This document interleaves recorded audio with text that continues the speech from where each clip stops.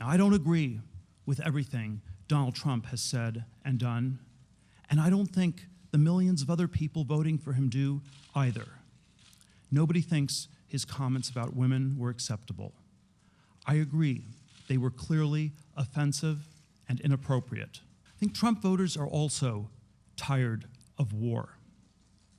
We have been at war for 15 years, and we have spent more than $4.6 trillion.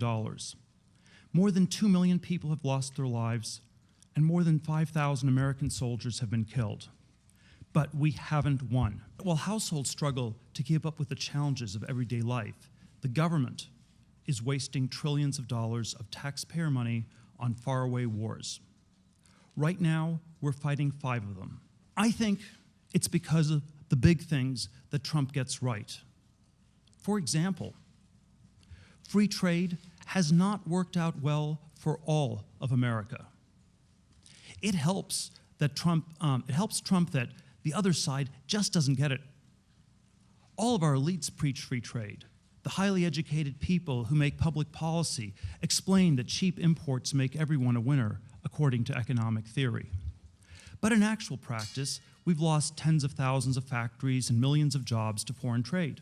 The heartland has been devastated. It was both insane and somehow inevitable that DC insiders expected this election to be a rerun between the 2 political dynasties who led us through the 2 most gigantic financial bubbles of our time.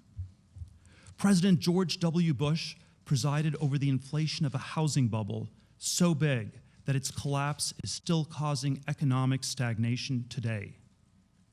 But what's strangely forgotten is that last decade's housing bubble was just an attempt to make up for the gains that had been lost in the decade before that.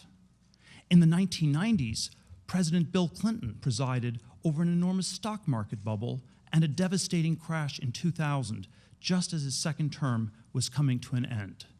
That's how long the same people have been pursuing the same disastrous policies. No matter what happens in this election, what Trump represents isn't crazy and it's not going away. He points toward a new Republican Party beyond the dogmas of Reaganism.